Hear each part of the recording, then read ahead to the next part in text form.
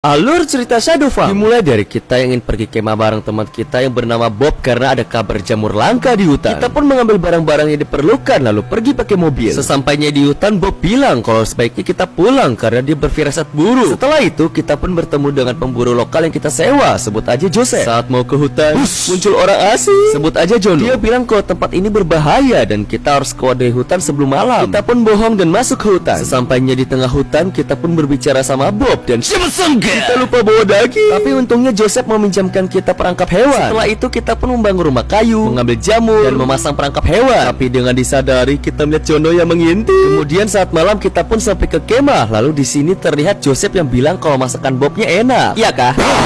Iya enak. Lalu setelah itu kita pun makan makanan kita lalu. Tapi saat tidur kita terbangun karena ingin ngucur. Kita pun turun dan tapi kemudian kita melihat ada mata merah yang mengintip. Besoknya kita melakukan hal yang sama, tapi kali ini kita menemukan dua kelinci lucu di jebakan kita. Saat pulang kita memberikannya ke Bob untuk dimasak. Lalu setelah makan mie-nya Joseph kita pun ada orang yang teriak. Saat dicek terlihat Jono yang melambai dan dia bilang sebaiknya kita ke bawah.